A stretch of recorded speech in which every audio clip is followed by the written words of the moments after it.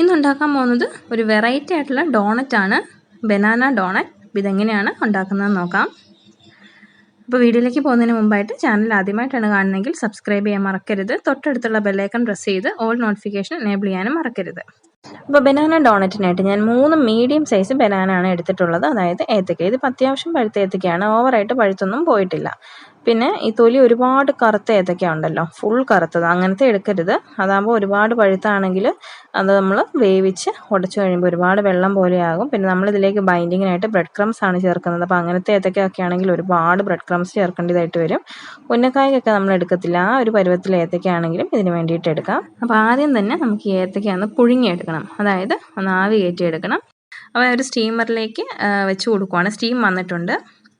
അപ്പോൾ ഇത് വെച്ച് കൊടുക്കുന്നതിന് മുമ്പ് നന്നായിട്ടൊന്ന് കഴുകിയതിന് ശേഷം വേണം സ്റ്റീം ചെയ്യാനായിട്ട് വെക്കാനായിട്ട്. അപ്പോൾ ഇനി ഇതൊരു മീഡിയം ഫ്ലെയിമിൽ 10 മിനിറ്റ് ആവി കയറ്റിയെടുക്കണം. 10 മിനിറ്റ് മതി, അതിനുള്ളിൽ തന്നെ അത് ആവി കയറി വരും. അപ്പോൾ അത് ആവി കയറി അല്ലെങ്കിൽ പുഴുങ്ങി എന്നുള്ളതിൻ്റെ ഒരു അടയാളം ഇതിൻ്റെ തൊലിയൊക്കെ ഇങ്ങനെ തുറന്നതുപോലെ വരും. അതാണ്. അപ്പോൾ അത് വരുന്ന ആവി കയറ്റാം. ഇപ്പോൾ ഇത് കറക്റ്റ് 10 മിനിറ്റ് ആയിട്ടുണ്ട്. കണ്ടോ, തൊലി ഇങ്ങനെ തുറന്ന് വന്നിട്ടുണ്ട്. കണ്ടോ, ഇതിൻ്റെ അങ്ങനെ തന്നെ വന്നിട്ടുണ്ട്.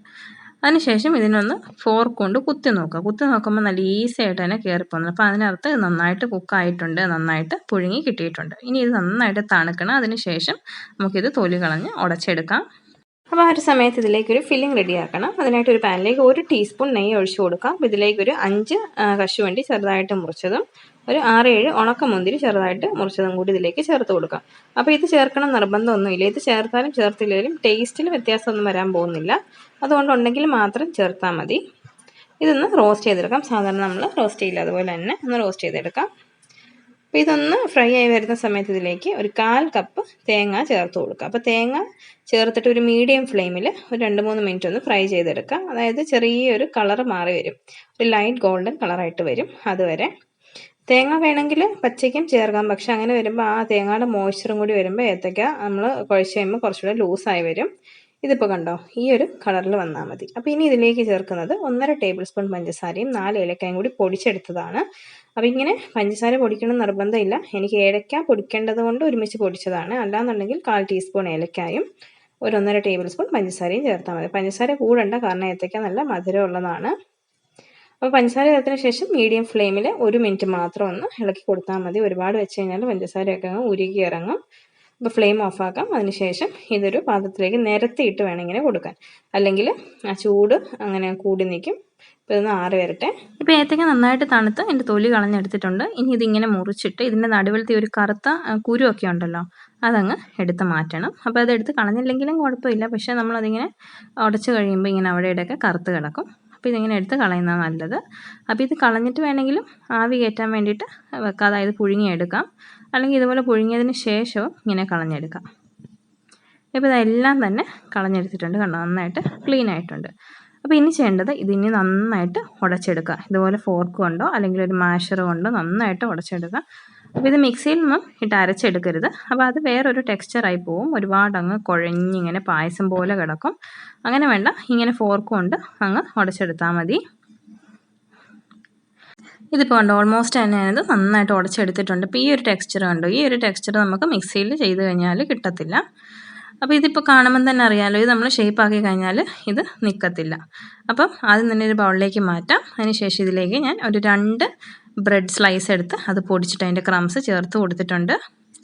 2 ബ്രെഡാണ് എടുത്ത് പൊടിച്ചിട്ടുള്ളൂ. അപ്പോൾ അത് മാത്രമേ ഇപ്പോൾ ഇതിലേക്ക് ചേർത്തിട്ടുള്ളൂ. അപ്പോൾ ബൈൻഡിങ്ങിന് വേണ്ടിയിട്ടാണ് നമ്മളിതിലേക്ക് ബ്രെഡ് ക്രംസ് ചേർത്ത് കൊടുത്തിട്ടുള്ളത്. നന്നായിട്ടൊന്ന് മിക്സ് ചെയ്തെടുക്കാം. അപ്പോൾ നന്നായിട്ട് മിക്സ് ചെയ്തതിന് ശേഷം വേണമെങ്കിൽ ഇനി ചേർത്ത് കൊടുക്കാം. അപ്പോൾ കട്ടകളൊക്കെ ഉണ്ട്, ഇതുപോലെ അങ്ങ് ഉടച്ചു കൊടുത്താൽ മതി. നന്നായിട്ട് മിക്സ് ആക്കിയെടുക്കാം.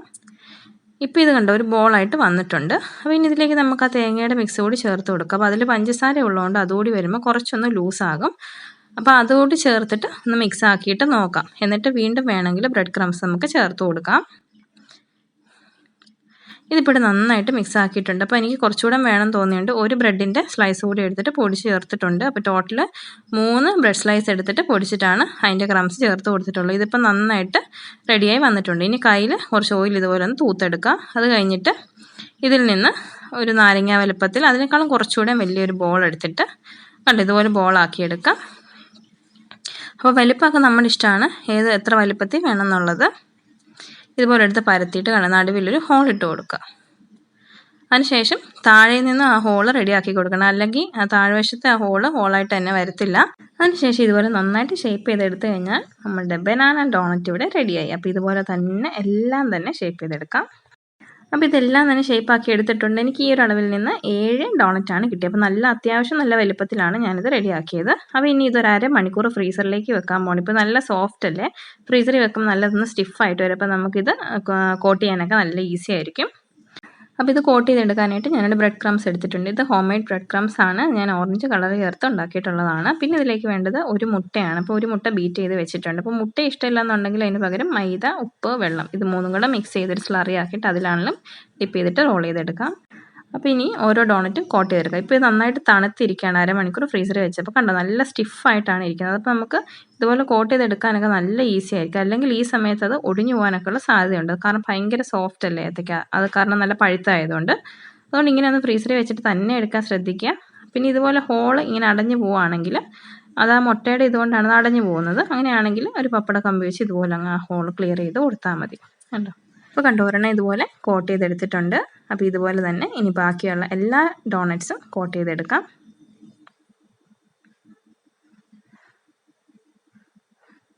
അപ്പോൾ ഇതെല്ലാം തന്നെ ഇവിടെ കോട്ട് ചെയ്തെടുത്തിട്ടുണ്ട്. അപ്പോൾ നമ്മളിങ്ങനെ കോട്ട് ചെയ്യുമ്പോൾ എന്താണ്, പുറമേ നല്ലൊരു ബലം കിട്ടും. കാരണം ഏത്തയ്ക്ക സോളിൽ നല്ല സോഫ്റ്റ് ആയിട്ടിരിക്കുന്നുണ്ട്, പുറമേ നല്ലൊരു ബലം കിട്ടും. അത് തന്നെയല്ല നല്ലൊരു ക്രിസ്പിനെസ് ഒക്കെ പുറമേ കിട്ടും. അപ്പോൾ ഇത് ഫ്രൈ ചെയ്യുന്നതിന് മുമ്പ് വീണ്ടും ഒരു അരമണിക്കൂർ വേണമെങ്കിൽ ഫ്രീസറിൽ വെക്കാം. ഞാനിപ്പോൾ എന്തായാലും വെക്കുന്നുണ്ട്, നിർബന്ധമൊന്നുമില്ല, വെക്കുകയാണെങ്കിൽ നല്ലതാണ്. അപ്പോൾ ഇനി ഡോണറ്റ്സ് ഫ്രൈ ചെയ്തെടുക്കാം. അതിനായിട്ട് നല്ല മീഡിയം ചൂടായ എണ്ണയിലേക്ക് ഓരോ ഡോണറ്റ്സ് ആയിട്ട് ഇട്ട് കൊടുക്കാം. ഇത് കണ്ടോ, ഇത് ഫ്രീസറിൽ വെച്ച് തണുപ്പിച്ച് കഴിഞ്ഞാൽ നമുക്കിങ്ങനെ ഇടാനൊക്കെ എളുപ്പമായിരിക്കും, എടുത്ത് ഇടാനൊക്കെ നല്ല സ്റ്റിഫായിട്ട് നിൽക്കും.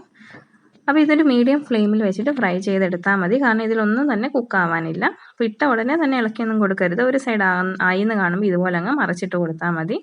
അതിനുശേഷം ഇടയ്ക്ക് എല്ലാം തിരിച്ചും മറിച്ച് വിട്ടത് ഫ്രൈ ചെയ്തെടുക്കുക, എങ്കിലേ ഉള്ളൂ എല്ലാ സൈഡിലും ഈവൻ ആയിട്ടുള്ള ഗോൾഡൻ കളർ കിട്ടത്തുള്ളൂ.